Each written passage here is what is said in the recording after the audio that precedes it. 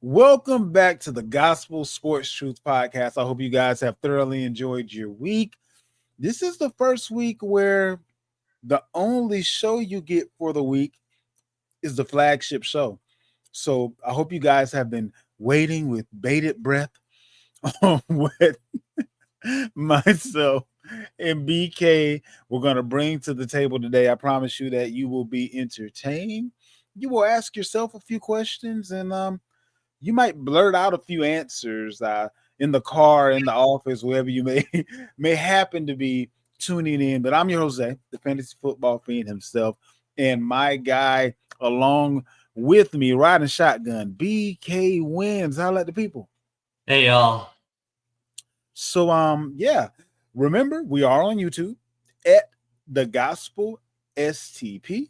Again, that's at the Gospel STP. And if you haven't joined the Facebook group yet, go ahead and do that as well. That's where we drop a ton of content all week long, just about every day. And on Facebook, again, that is at the Gospel. And when you look in the groups, just look for our icon when you type in the Gospel Sports Truth, and it doesn't require any admin or anything for you to get in. Just click join and hop aboard, have fun. But for now, let's go ahead and hop in for today's topic. BK, what we got first for good word of the week? Sure. So we're going to start in college football. This didn't take long. 1 year after the playoff committee playoffs expanded from 4 to 12 teams, the NCAA football commissioners agree that the college football playoff seating does need changed. The tentative plan would go to straight seeding versus what happened last year, where teams like Arizona State and Boise State, nowhere near the top four, were granted buys in the first round. What is your thoughts and reactions to potential change in the seeding process? Well, the first thing that I'll say is the true headline is that it's the Big Ten and the SEC who are truly supporting the change in the way the seeding process goes about. Newsflash, the Big Ten and the SEC don't need permission from anybody to make any change that they want to make in college football. And if you play around with them too much, they'll just go ahead and secede from the whole thing and have their own thing and be the best thing out there. So that would be my first thought. But I'll also say, let's be careful here because I don't want to overcorrect. The last thing that I want is for conference championships not to count for anything. But I can also see how a Boise State and the Arizona States of the world may have kind of messed things up a little bit for the people that are coming behind them. So I see both sides of the coin. My thing is this: be happy that you have an opportunity to win a championship with 2 and sometimes 3 losses at this point in the game. And just take that, and however you have to get there, it ends up just being a is what it is sort of thing. I don't, I mean, I get where they're coming from, but if you're just going to put the quote unquote blue bloods or the people that you kind of felt should have been there to start with as the teams that are ranked the highest and get the buys and all that kind of good stuff, and it didn't matter that other teams had less losses or a better strength of schedule, whatever the case may have been, we don't throw the baby out with the bathwater. I'm all about change, but this one needs to be a little bit more planned and thought out before they just say, "Hey, whatever the committee says is what it is." Because I can't tell you how many times I've been disappointed in who was ranked where, and if that's going to be the gospel, pardon the pun, I don't know that we're in a better situation. At least with the way it is now, it's who won. If you go to the committee, it's what do you think? And that can be a scary territory if it doesn't work out the way people, thought. So Yeah, I think for me, I look at it as we saw what happened last year. All four teams that had a bye lost, right? The first round. And in Arizona State and Boise State's case, neither one of those teams were top 4 teams. Boise State was 11, maybe 12, and Arizona State was 17 prior to winning the Big 12 title game. And even then, we're well under the top 10, below the top 10. So to your point, with the Big 10 and the SEC bringing in almost 60% of the revenue in college football, obviously it's their show, right? They're going to dictate what happens. But the SEC Commissioner Sankey did come out and say that all conference commissioners would need to agree unanimously before a change would be made. Now again, there's saying that and then meaning it. So we'll see when push comes to shove if that's actually what happens. But in theory, it's a feel-good way to at least get the dialogue going. But that's basically his way of saying that they just have to come out in public and put on a happy face and not say that we told them that if they didn't do what we wanted them to do, that we just make their conference extinct. That's basically it's all optics. It's all optics for sure. And also controlling the narrative, right? We came out and said that we wanted it to be unanimous. We wink, wink. We didn't say you had to do it, but we did. So, but as far as like from a team standpoint with the conference championship games, what I would like to see happen is kind of what happened to Clemson, right? Meaning that they won the ACC title game. It guaranteed them a spot in the playoffs where they would have not been a playoff team without that, but seed them at the bottom. So when you have teams like Boise, Arizona State, Clemson, given where they were ranked coming into and where they were the whole season, I wouldn't jump a top 20 team into the top 5 because they won the conference title game. It totally devalues what they did for the entire season outside of 1 week. So for me, I would say put them in as the bottom 4 if they weren't where they were earlier. Like if Oregon, they deserved one. They won the Big 10 and were undefeated all season. They should be where they were. But Arizona State, Boise, and Clemson didn't have that luxury. Put them at 10, 11, 12. So are we essentially saying, and correct me if I'm wrong, how many losses did Arizona State have? Do you remember? 2. And Boise State had how many? 1, only 2 Oregon on the road. So are we saying that if a 1-loss team, not putting names on the team at the moment, but if a 1-loss team wins their conference, if said conference isn't the SEC or Big 10, and I guess with the ACC, it didn't play out that way either, but I guess Clemson could have been if they only had 1 loss and won the ACC, I think they probably would have put them up there. For sure. I don't know. I see what you're saying, though. I do see what you're saying. Here's the problem with Boise, right? And I'll use them specifically. They're a 1-loss conference champion. Their only loss was a, air quotes, good loss at undefeated Oregon where they barely lost in Eugene. Okay? But the reverse is also true. Look at their strength of schedule. Who did they beat? They didn't beat anybody of value. So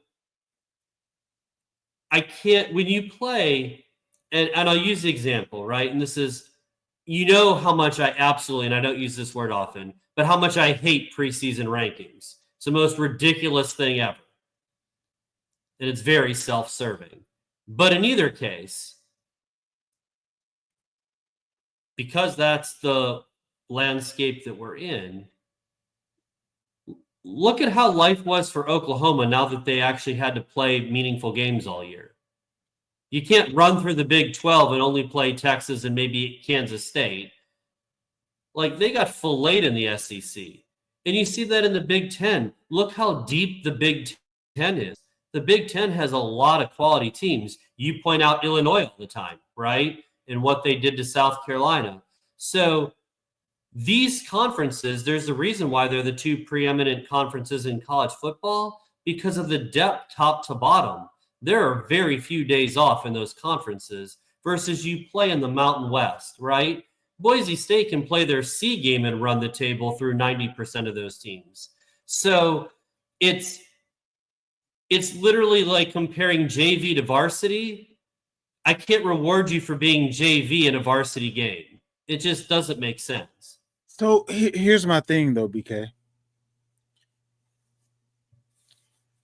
Are we just going to, at the beginning of the season, essentially, say that if you're in this conference or this conference, it doesn't matter what happens? We'll give you a shot at the title by putting you at the back end, but there's no way that you're going to get a bye. There's no way you're going to be top 4 because of the conference that you're in. Because I can only imagine that if we're looking at the teams that you have to play because they're, in your conference, the ACC, Pac-12, and Big 12 don't have but so many teams within their own conference that they can schedule that's going to rank but so high. So we're essentially saying if you're in the SEC or Big 10 and you win the conference championship, you're automatically top 4. Because of strength of schedule and other things that are involved. For you to get to that game, you couldn't have more than 2 losses. So in theory, maybe, but I'm going to paint a different picture. Okay. I'll use Florida State, for example.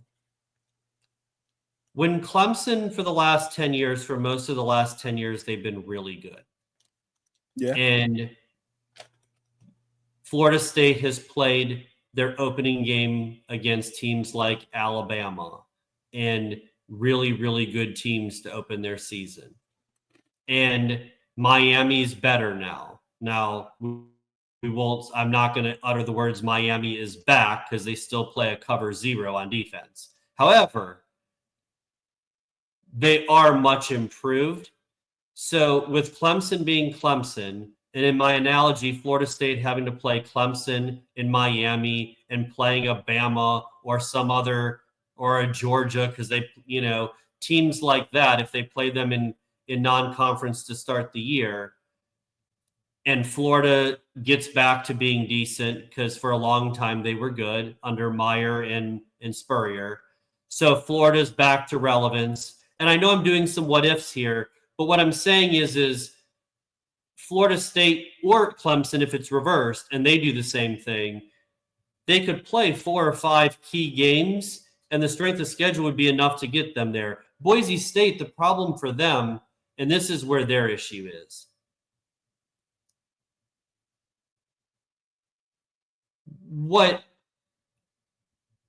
I don't see a path of Boise State playing an SEC or Big Ten conference schedule and having success. They don't have the depth of the roster talent to be able to do it through no fault of their own. But the problem that they have is teams aren't willing to play them in non-conference because it's a lose-lose situation. If we beat you, we're supposed to, and if we lose to you, it kills us. So for them, if they could get a game where, like, for example, they play an Oklahoma when they're good, or a Texas, and then they play somebody else that's really good, if they could pick up 2 really good wins, non-conference, and they're a 1-loss team and they win the conference, I think, or they beat Oregon, because they did play Oregon, they won that game against Oregon, and they outplayed them for like 90% of the game. They beat Oregon, and then they pick up some other win along the way that's really impressive, then they're right there. So, because they were 10, I think they finished going into the playoffs 10, going into the playoff 10. Had they beat Oregon, they would have been well above 10. And then you factor in another win somewhere along the way that's impressive, and they're in the top 4. So there is a path for them to get there. It's just much more difficult, to your point, to get to that because of no one wants to play them. And then the other thing I want to ask you, BK, so do we give credit for intent or just outcome? What I mean by that is I have to schedule these games 2, 3, 4 years sometimes in advance. And when I scheduled you, you were good. When I scheduled you, you were premier. But now the out of conference schedule that I thought was going to be legit, I'm not getting credit for because the other team that was good when I scheduled them, the bottom is falling out. For instance, those teams that may have scheduled a Clemson type team. Or let's go to the other and opposite end of this spectrum.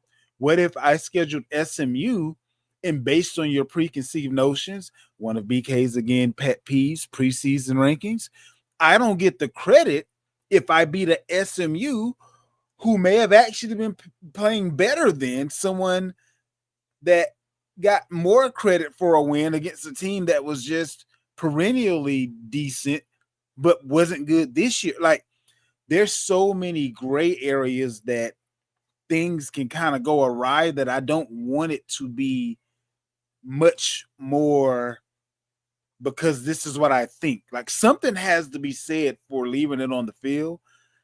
We can't get much further away from wins mattering over whatever else we come up with. I understand the schedule for sure. I do.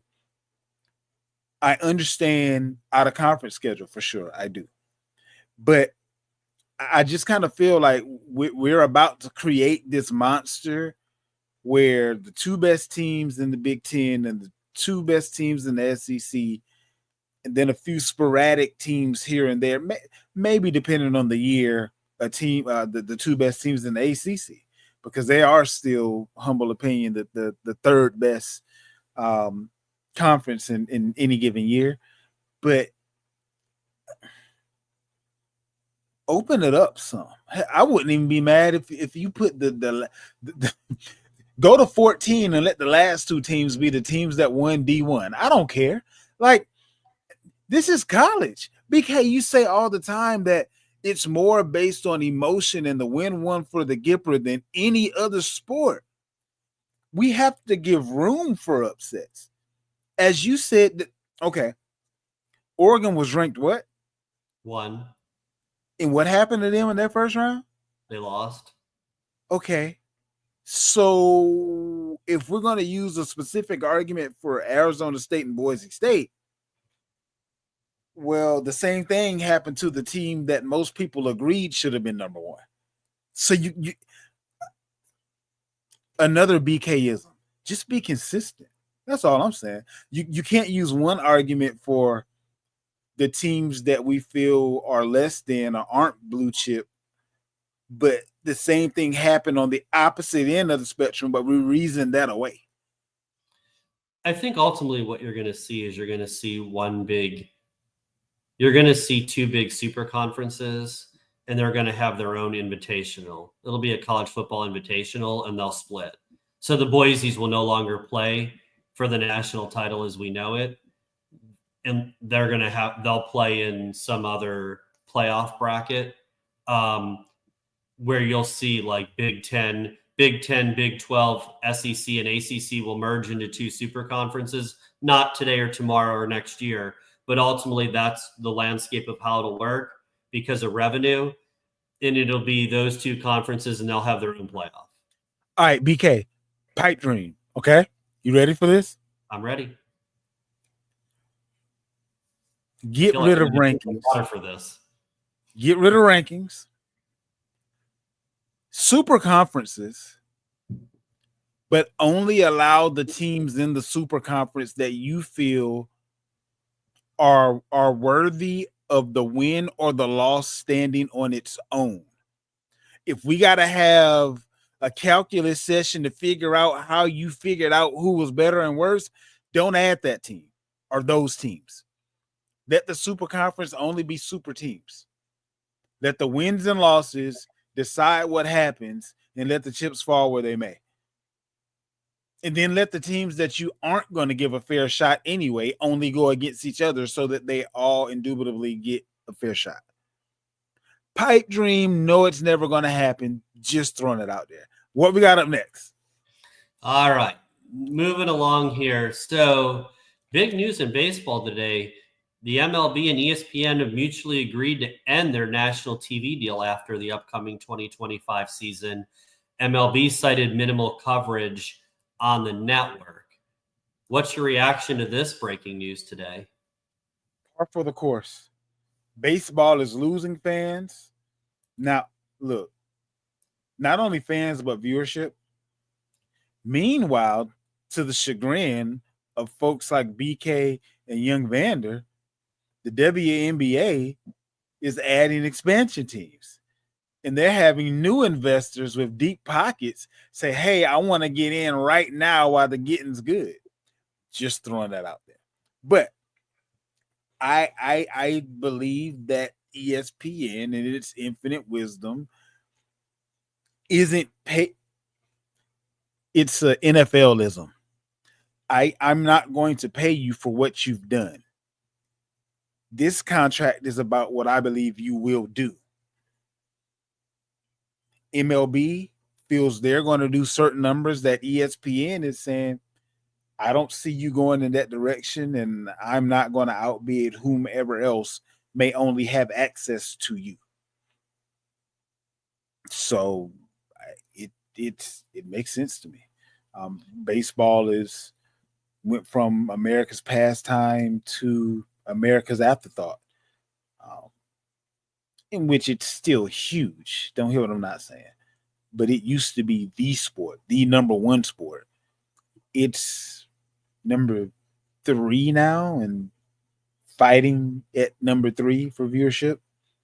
20 years from now, pickleball and the WNBA will be getting more viewership than the MLB. And I'm not saying that tongue in cheek. I'm dead serious. Well, hopefully we'll be able to watch me on TV, Zay. Absolutely. I want tickets. Don't forget the little people. Look, we need to be able to have an on-site show. We're going to ride this horse all the way to the finish line. Well, listen, Zay, if nothing else, I need to invite you just so at least I'll have one fan out there.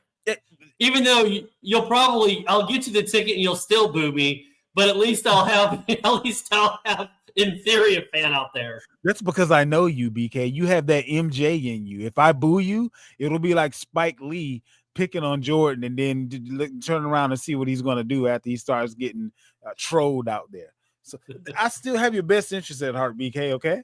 I see what you're doing there. Always the strategist. See? There you go. So college baseball is back. So excited for this. Another season.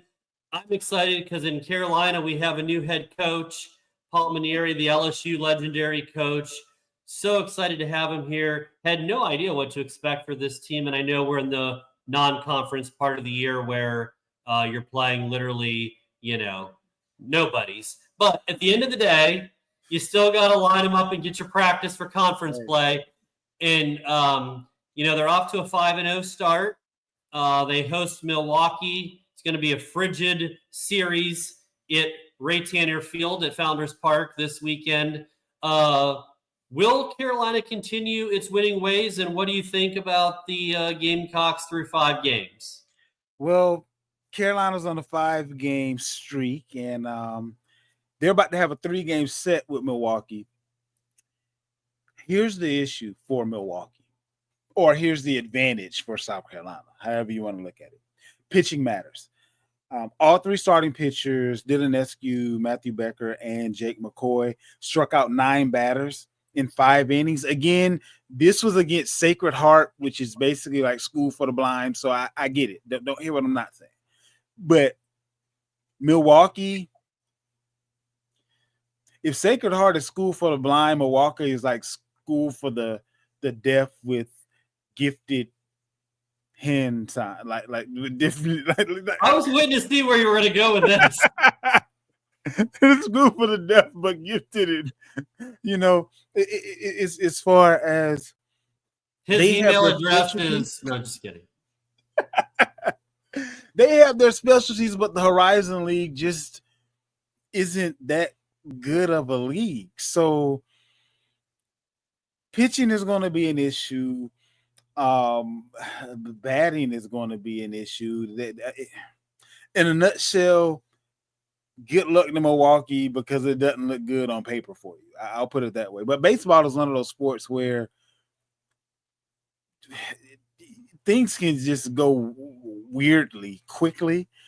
But when you're talking about a 3-game set, maybe Milwaukee wins one if they're lucky. That's how I foresee it going. And again, Yeah, like I said, that's if they're lucky.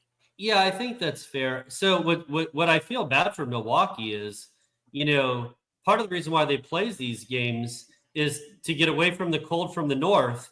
And then they got to come down here and play in 40-degree weather on Friday and Saturday. So that's probably warmer than it is there, but not a picnic. So Sunday will be a little bit better in the mid to upper 50s and sunny. I also do weather on the side as well. So check me out. No, but I say that to say that I expect this series to go much like the Sacred Heart one. There's going to be a game that's going to be really close because that's how baseball is, and I expect one to be close. But the depth, right? Sacred Heart, the first game was 3-3 going to the bottom of the seventh. Carolina tacked on 2 runs and closed out 5-3. The rest of the series, Sacred Heart didn't score a run and got shellacked 14-0 and 8-0. It was more like football than baseball.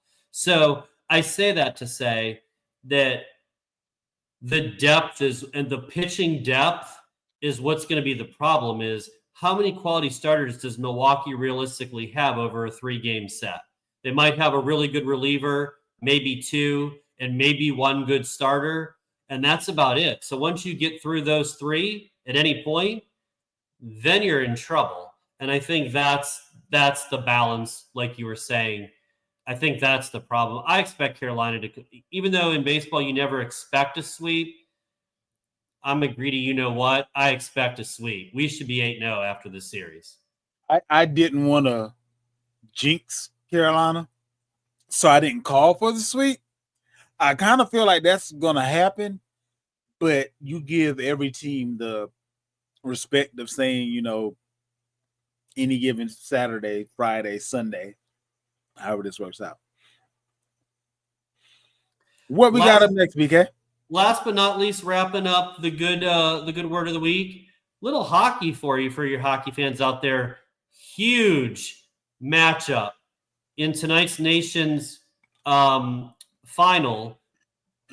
USA in a rematch against Canada. As you remember, Zay, USA beat Canada 3-1 last weekend, in which there were 3 fights within the first 9 seconds. Who you got? USA and Canada in the rematch in a huge hockey clash tonight in Boston. BK, listen.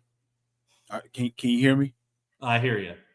I don't want you to be disappointed in me, okay? But I'm going to say what I'm about to say, and I'm going to say it unapologetically. I couldn't care less. If it wasn't USA involved, just my own patriotism makes me say obviously USA is going to win, and I'm behind USA. I didn't even know that they played last weekend. And honestly, even though there isn't any NFL or NCAA football, it's highly unlikely I'm gonna watch them play this weekend. But go USA and fight a lot more, and maybe I'll have enough interest that I'll actually pay more attention to you next year. What is this? Like, I didn't even know that the countries go against each other like until Olympic time. I don't even know what this is right now. Help me out and help out 99.9.5% of the people that are listening to us right now that are as ignorant about hockey as I am, because I didn't even know that. What is this, like the world game? Not world games, like World Cup type, not World Cup. What is it? It's basically like a mini World Cup tournament, if I were to give an analogy. How long has this been going on? Since last week. It's only 4 teams. Oh, okay. So that's interesting. Okay. But what's interesting about this is, so Canada has been the standard of all things hockey internationally for quite a while. They're the gold standard. So when the U.S. built this team specifically to handle the physicality and the toughness that Team Canada brings. And clearly they did that with 3 fights in 9 seconds.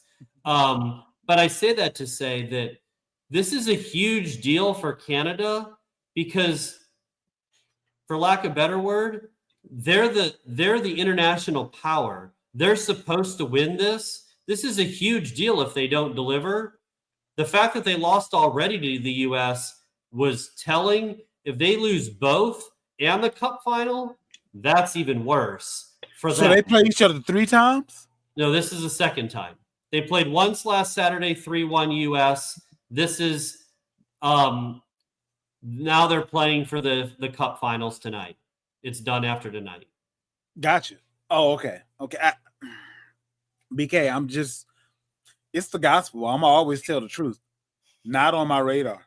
Like, ask me about women's college basketball, WNBA, the NBA, NFL, college sports in general. Yeah, I had no clue. And I'm not using that as an excuse. I'm going to do better. Okay. Yeah. Well, you know, my pay grade. You all know me well enough out there that I try to throw out some different sports just because our audience loves different things. So I want everyone to get a piece of the pie. Absolutely. There's a hockey stick on our logo, BK. It's not your fault that I didn't do my due diligence and learn something about this game. Listen, buddy, I need no excuse to yell "go" when somebody scores. Anyway, let's move on to the truth. What we got first for our truth and nothing but the truth? So I can't wait to ask you these questions. I went to the lab this week. You know, it's cold here in the frozen tundra of Carolina this week. So I, put on the winter slippers and we were ready to had my hot chocolate. Even forego, I messed that up. Forgive me out there for all of you people. I didn't even play pickleball this morning. That's how focused we were to this. So here we are. Question 1. What we got? How much does coaching matter in sports? I like that. I'm surprised this question hasn't come up in the amount of time that we've been doing this show, but I like this question, BK. Here's the thing. Talent is given, skills are taught. And most players don't have the God-given talent to make it big without great coaching making them better so that they can develop their skills. A person that is just God-given more talented than someone else, there's nothing you can do about it but either apply it or hate. That's your only 2 choices. But what coaching does is coaching gives you an opportunity to learn answers to the questions that you didn't know you should have been asking. Coaching gives you the opportunity to glean from a person who's been there, done that, can tell you 10 different scenarios that you've never actually even been through, but you will go through as long as you continue to play this game, but give you a little bit of insight on how to handle it before it ever even happens. So it doesn't matter. Well, I won't say it doesn't matter to sport. It does kind of matter to sport. I would say where there's a team involved, coaching is probably a little bit more important because your talent, if you're the only one that has to win, can get you over the top, upset a whole bunch of other people that outworked you. But we see this a lot in boxing. We see this a lot in golf. We see this a lot in tennis. Person A needed every bit of coaching that they got just to be able to compete with person B, who doesn't even seem to care but continues to win. Like we see this situation all the time. So to wrap it up, coaching is extremely important in most sports, and even in the sports that it isn't extremely important, it's still important. Yeah, I agree. I think it's extremely important. I'm gonna, even though we could both give hundreds of examples, I'll pick out two specific ones. Let's look at the Cleveland Cavaliers. Okay. They literally brought back the same roster from last year. Yep. Last year, they were a middle-of-the-road Eastern Conference team. They had a nice season, a surprise season, made the playoffs, had a successful season, did far better than a lot of people expected. Never really a title contender. No. Run back the exact same roster the next year. All they did is change the coach. They're 44-10 and have a 5.5 game lead over the defending champs in the East. So the only thing that changed was the head coach. Yeah. And coaching made the difference. I'll use another basketball analogy. Rick Pitino. Now, Kentucky's been great for a long time in college basketball. They're a true blue blood. But he went to Louisville, and he made them a dominant force. Yeah. He coached at Providence, took them to the Final Four. He went to Iona and took that team repeatedly to the tournament. And all of a sudden, now he's at St. John's, a team that was a doormat for a while. All of a sudden, he's there. When I last looked, they're 22-4. By the way, Iona's barely a 500 team now. So do you think coaching matters? It absolutely does. Now, there's a line that we all use and we joke about, and there's truth to it. It's not about the X's and the O's. It's about the Jimmies and the Joes. Like, look, you can be a Hall of Fame coach and have zero talent and struggle, right? Like, the players matter. You got to have talent. But there's something to be said about being able to make that talent better and gel. And so in both those cases, and again, there's hundreds of examples, those were two easy ones for me to point out. But coaching matters big time. I don't think there's any question. Number 2 on the list. BK, I have fun with this one. What are the greatest current rivalries in sports? I had to take a step back for a half a second because of a key word in the sentence, current. But there aren't very many true rivalries that, regardless of where the teams are, or what their current record is, or whatever is going on, it's still a big game to the fans regardless. So I think I have, let me see here, 2, 4, 6, 8. I got about 11 teams that I was able, or 11 pairings that I was able to come up with. All right, what you got? Start us off. And this is in no particular order, just so we're on the same page. You're in the judgment-free zone. Until I start touching you. He said, it's judgment free until you start talking. And once you start talking, all bets are off. All bets are off. BK's best bet is you're going to eventually be judged. That part. All right, so Ohio State, Michigan. Bama, Georgia. Lakers, Celtics. Yankees, Red Sox. Barcelona, Real Madrid. Duke, North Carolina. Carolina, Clemson. LSU, Auburn. Army, Navy. Pittsburgh, Baltimore. Chicago, Green Bay. Those are my 11. Which is a weird number, but I stopped trying to think of more once I had to start thinking versus just jumping out at it. Well, we definitely don't want you thinking. You said the greatest. You shouldn't have to think too hard about the greatest. That's all I'm saying. I'm with you. You see what I have to deal with? BK's all nice and stuff on the podcast. I don't know what he has in his cup, but the real BK is coming out on air today. Just so you guys. You're getting uncensored BK today. Raw Uncut BK. Right. Don't worry, everyone out there. I'll pay for this later. Don't worry.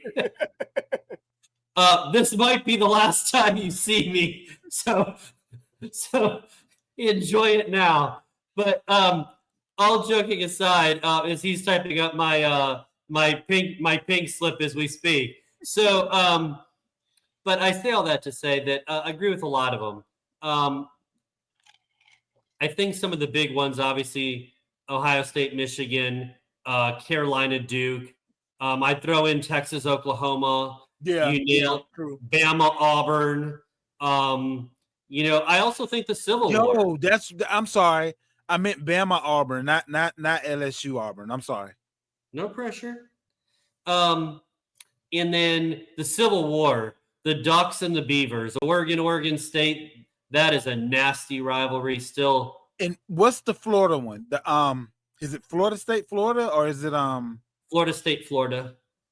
And Miami, Florida State is kind of like I don't know. It's a couple of them that I just feel like it's kind of fizzled out, but obviously not to the fans of those teams. Yeah, it's not. Unfortunately, because the teams have kind of dropped off periodically through the last stretch, it's made it a lot tougher for sure. Yeah. There's a new one that I'm going to throw in there that I hadn't used, but I do think, especially with what happened in the offseason, I think Penn State and Ohio State. It's not Ohio State, Michigan, but but these teams typically are in the top 10. Ohio State has owned them. Penn State's so desperate they stole their DC. So, in Penn State wins every game but Ohio State, Michigan, they have to figure out a way to get over that hump. This is a rivalry. And the only reason I wouldn't add them to the list is because with all the other teams, at some point in time, it's going back and forth. Penn State has always been Ohio State's little brother. So it's a rivalry to Penn State, sure.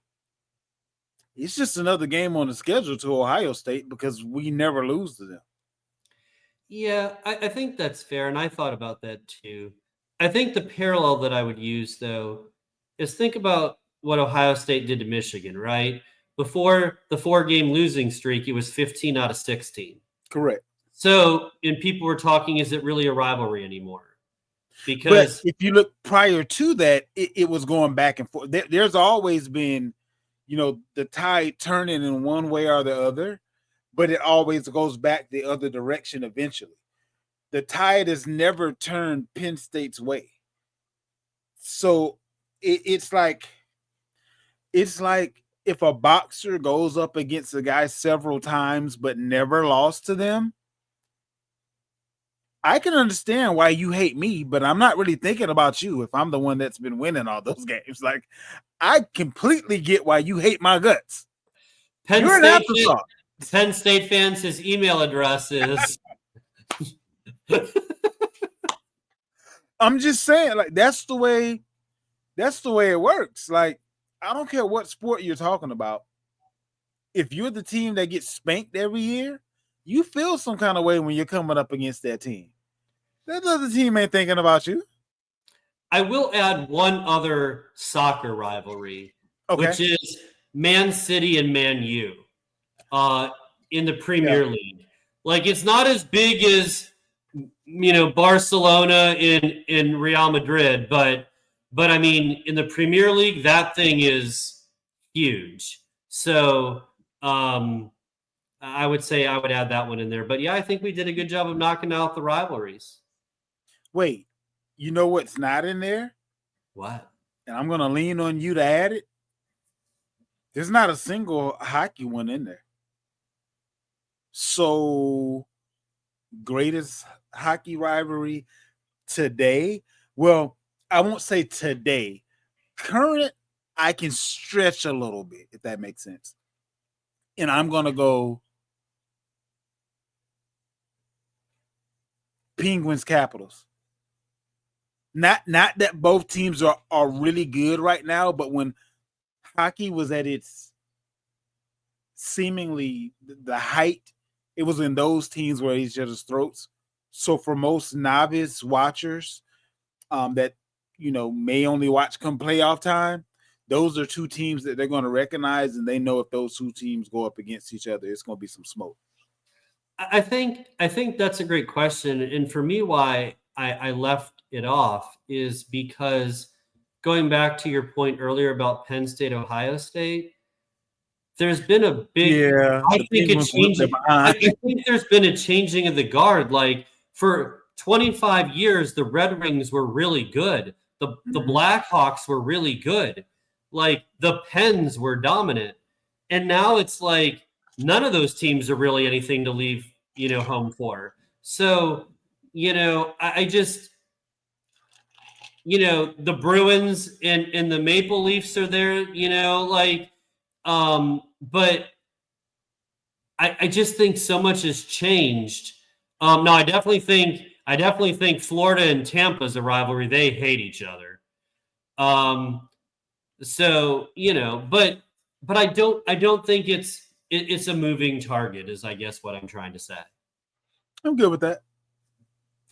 Next up, what's the best time of year in sports?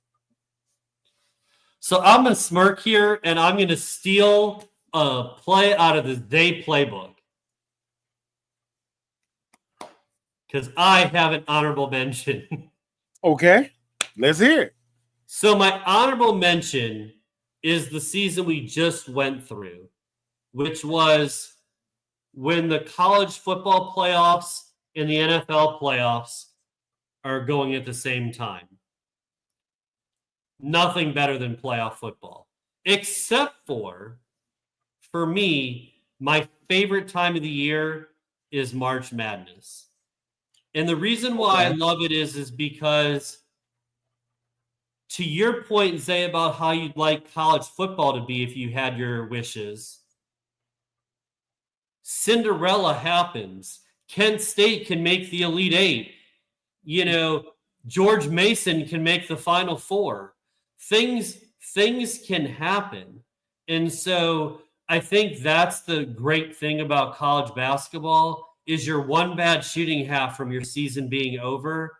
And there's so much parity that I think it's my favorite time of the year. I can see that. In mine is essentially that same time frame, beginning of the winter or midwinter, if you will, because everything is on. The NBA is back. College sports, both football and basketball, everything's on. So there's not really a night of the week that there isn't something sports related on TV that you can watch should you choose to. So that one for me was the easy one, definitely. And I'm going to pick on you, Zay, and say, and when those things aren't on, you can catch up on the Australian Open or hockey. Or the TV series that you fell behind. By the way, again, his email is for all of you out there. Last but not least, and I brought this one up specifically for you because you like to do this to me. So I'm going to turn it around a little here. What's wrong with the Lady Gamecocks? UConn, for those of you who don't know, UConn ended Carolina's 71-game home court winning streak. In fact, their last loss was December 3rd, 2020 versus NC State.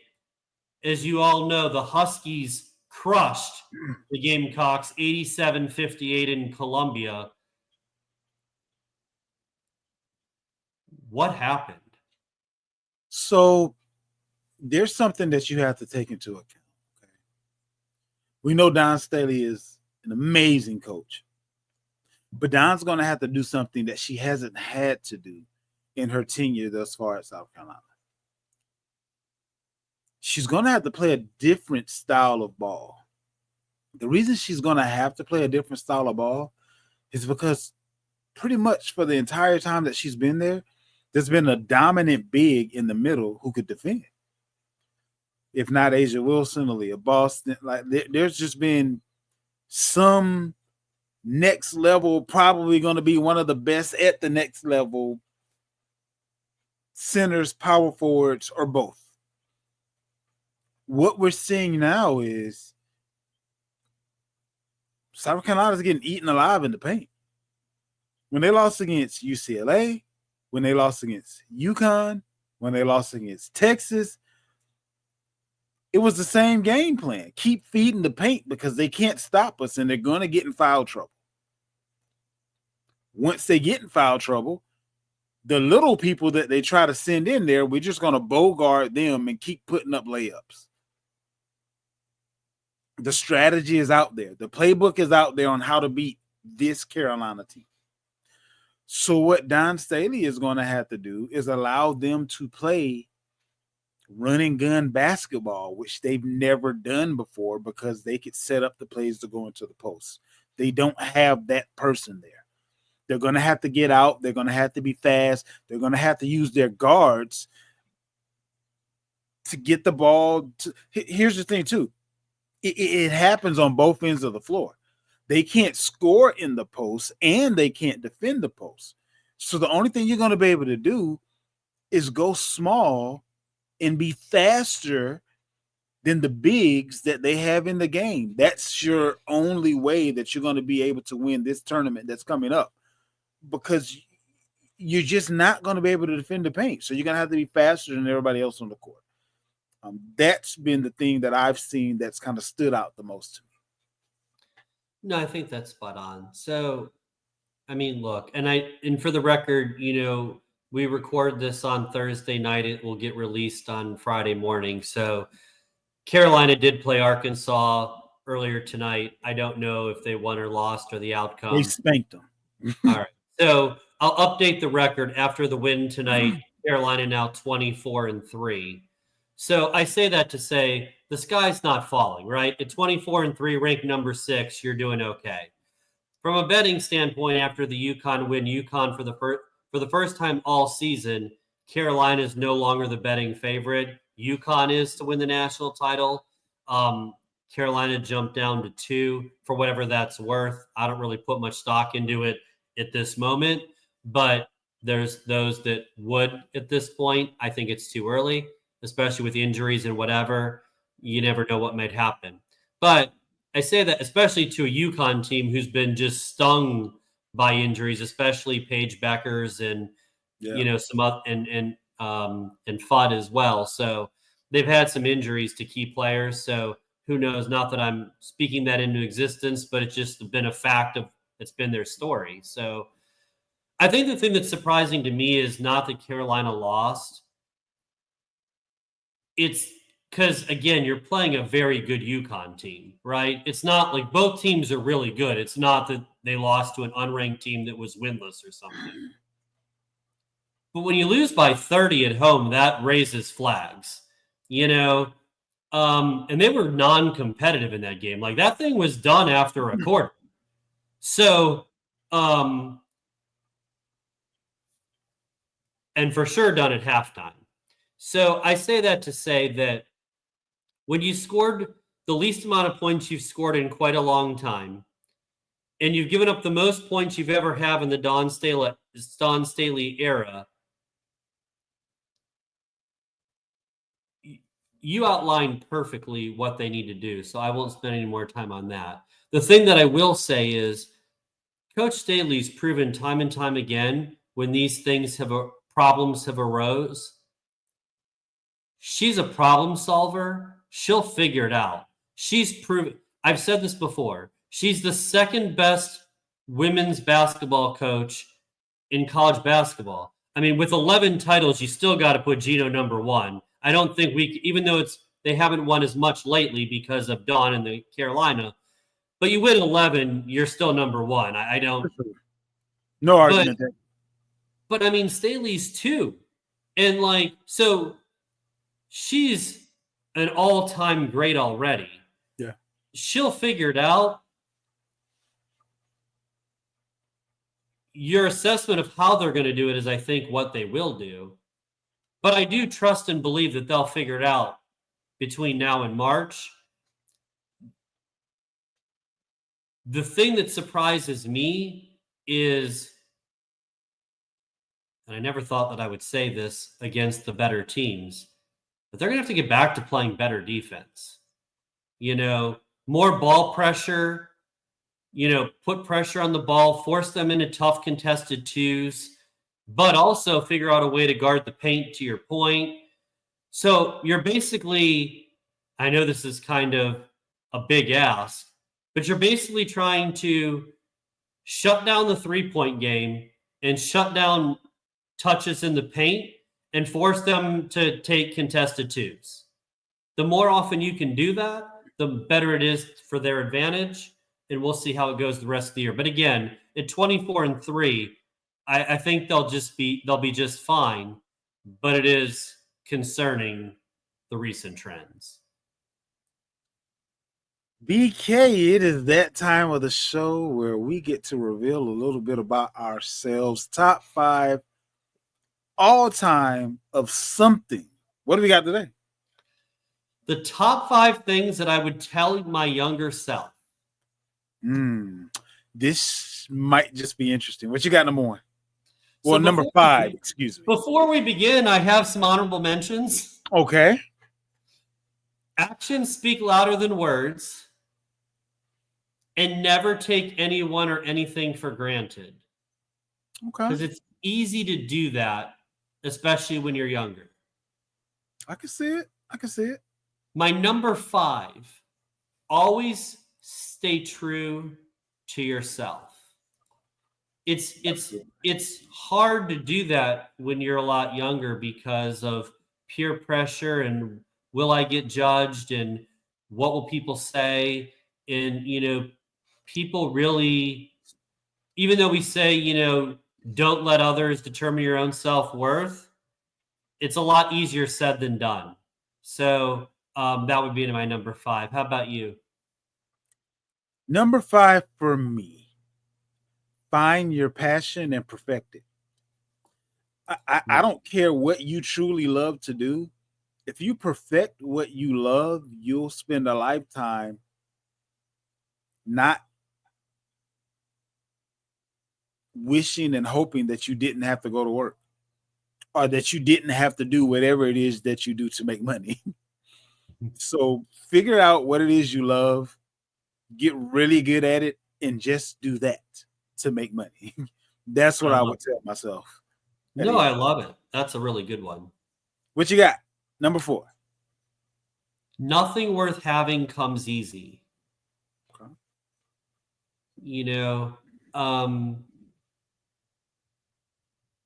Especially when you're younger, it's easy to think that these things just naturally happen. They're supposed to happen. I deserve it to happen. I'm even entitled for it to happen. But the truth is, nothing worth having comes easy. It's hard work that makes the difference. So that's my number 4. What about you? Number 4 for me. You're good enough and only compare you to you. So I know that's kind of 2 in 1, but you bundle. I bundled. Yeah, you're good enough and only compare you to you. Be the best version of you that you can be and don't worry about what anybody else has going on. Number 3. So I'm going to have some family members who listen to this show that are going to roll their eyes when I say this. But again, what I would say to my younger self.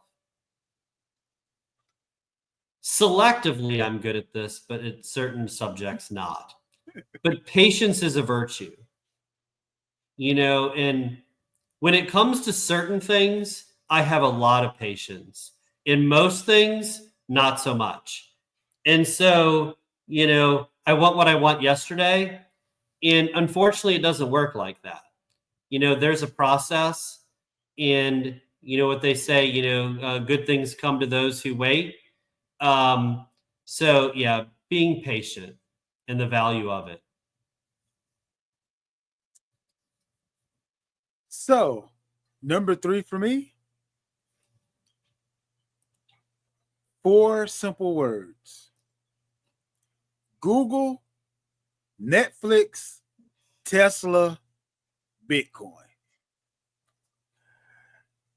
I don't think there's very much more I need to say on that. Moving right along.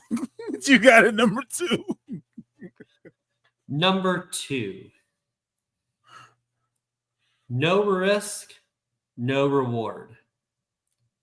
Growing up, I was taught it's okay to make little mistakes. It's part of growing up and learning, but try really hard to avoid making the big mistakes.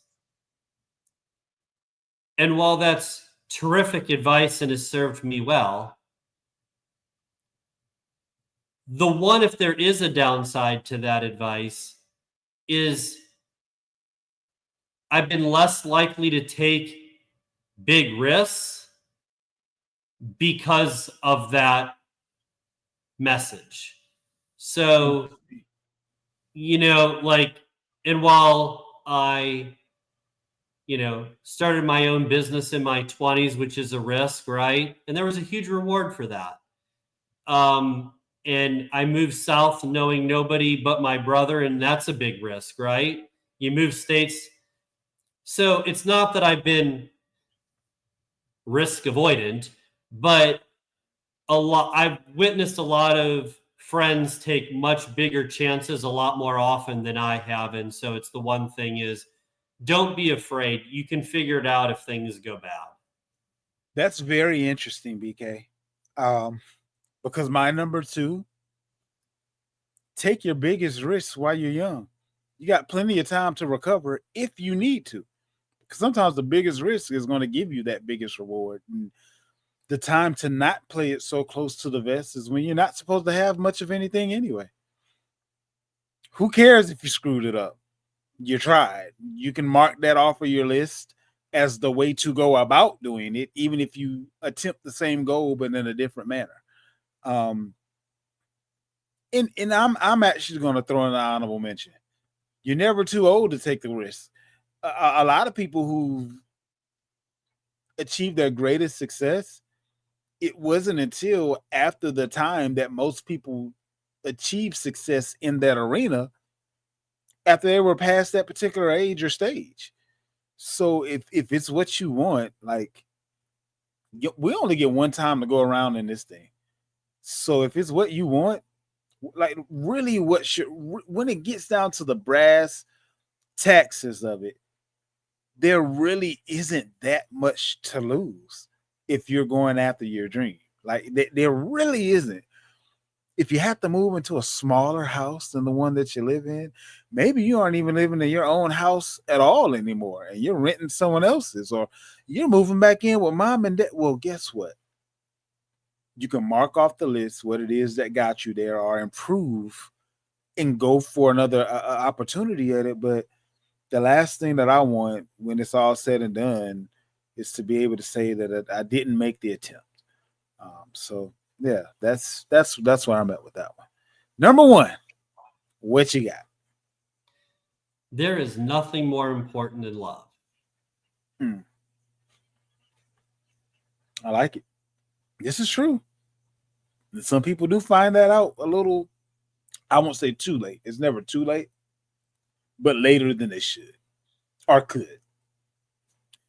Number 1 for me, BK, and this one is one that it took me years to truly understand, and it's still difficult sometimes, but let go and let God. It's either something that's in your wheelhouse to figure out, or it isn't. And if it isn't, why are you worrying about it? Let it go. Pray about it. Keep it pushing. It's amazing how life continues to go on, even when you thought that this particular mistake or this particular situation was going to be the big one that just took the train off the track. But we're still here. And as long as we're still here, we can keep putting one foot in front of the other and keep going forward until we get to where we want to be. So number 1 for me, let go and let God. And that wraps up the top 5 all-time things we would tell ourselves at a younger age. BK, we are heading into your territory here. Best bets. BK's best bets. What we got? So, my turn to probably get some hate email. Uh-oh. But for the second week in a row, and don't worry, next week it'll start cranking back up. We're gonna go with the no play again this week. We're not quite at the college conference basketball matchups yet. The NBA is just kind of resuming after the All-Star break. It's really dicey to bet regular season pro basketball anyway, except for in some select spots, some system plays. So it's like what I mean by that is second half plays, that kind of thing, first half plays, first quarter things. But another week of just saving our bankroll and money, and we'll live to move to next week. I am perfectly okay with that, sir.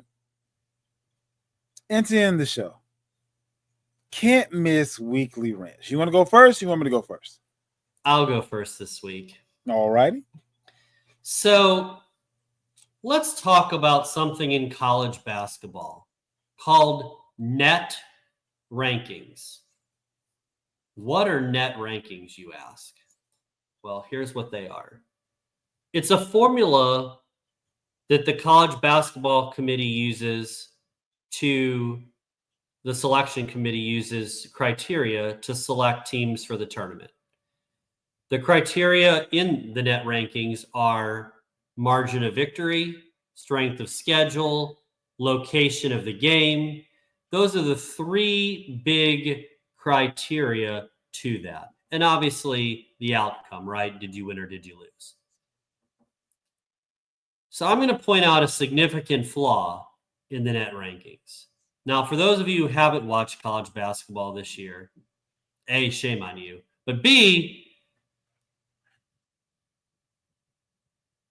South Carolina, going to give you an example. Before I give you the names, one team is ranked 92 in the net rankings. They're 21-5 overall. They're 13-0 in conference play, and on a nation longest 14-game winning streak. Team B is ranked 94 in the net rankings. They're 10-16 overall, and they're 0-13 in conference play, having lost 13 in a row. Now, the team's actual team, so you have to say to yourself, how is one team 92 and team B 94? Zay, is that fair? Very fair. Well, I can't figure it out either, but here's what they've done. Team A is my alma mater, the Akron Zips. 21-5 in conference play. They're only in the MAC. I know they don't play in a great conference. They've won 14 in a row overall, 13-0 in conference play. They're 92. South Carolina is 94. They play in by far the toughest college basketball conference in the land, and it's not even close. The SEC is just a walking nightmare of landmines. That's how good they are. At the end of the day, they're 10-16. They've lost 13 in a row, haven't even won a conference game. And in 5 of those 13 games, got the doors blown off of them. You mean to tell, and for the record, all of you people in Gamecock country, you'll get over this.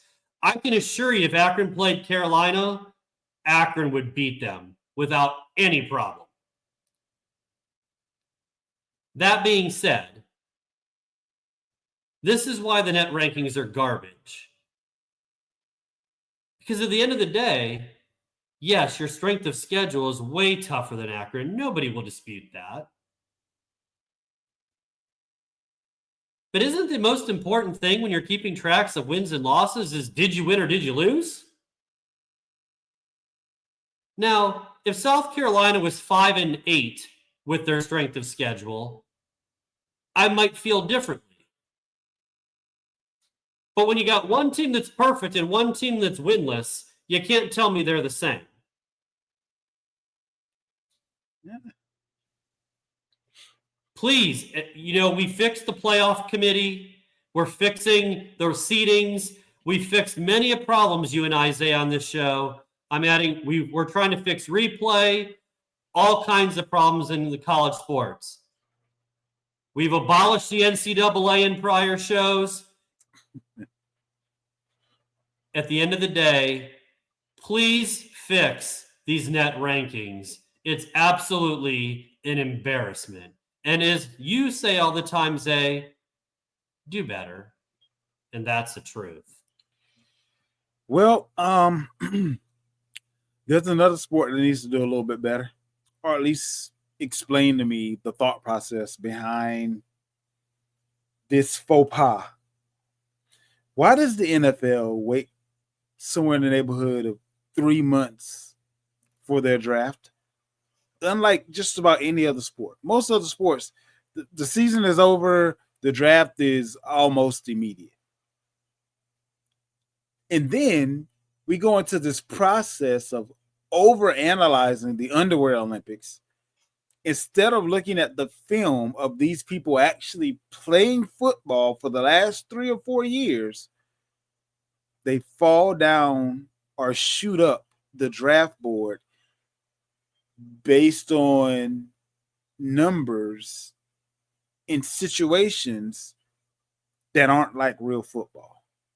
I don't, there's no point in time that you're going to be in the middle of a football field bench pressing 225 pounds. It's highly unlikely, unless you're one of the elite that you will ever get an opportunity to attempt a 40-yard dash.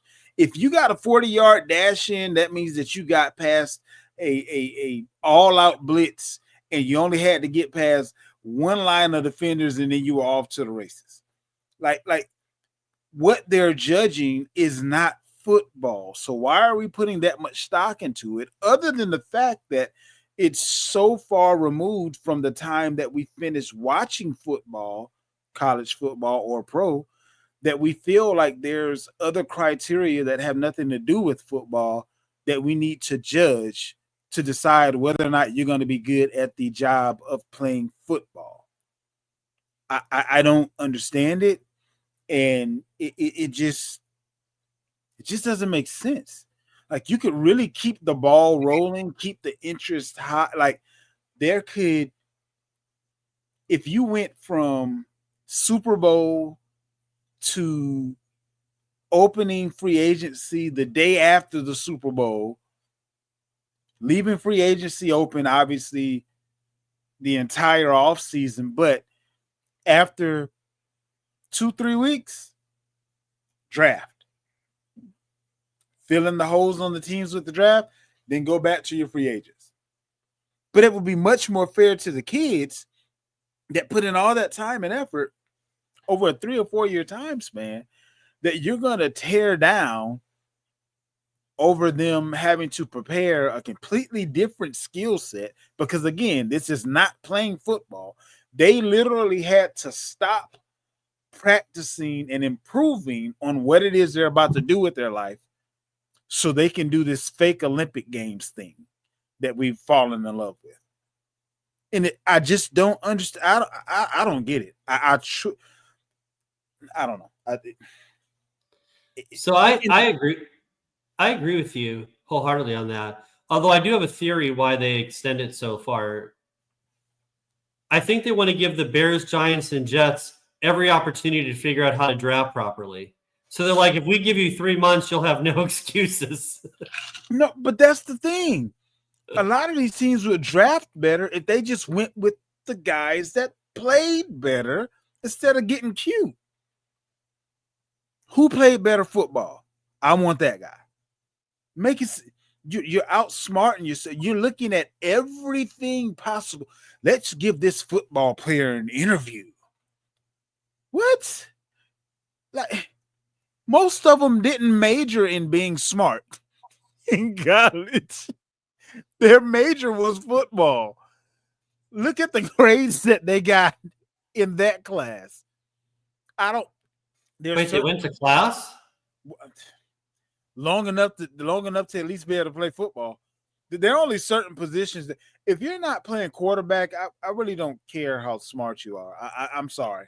If you were able to get from Pop Warner to where you are now and being great at what you do, not being very smart, will continue to not be very smart and being great at football. That's what's going to help my team. I'm about to add a whole nother rant to the rant. So I'm just going to stop there.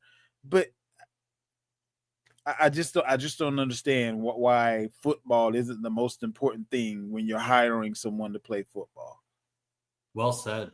That about wraps it up for this week. We will be back to you on next week, same time, same place.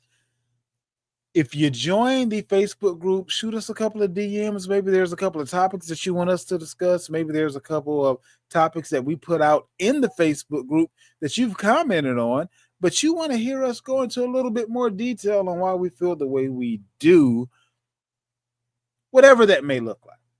Make sure that you are interactive and we aren't hard to find.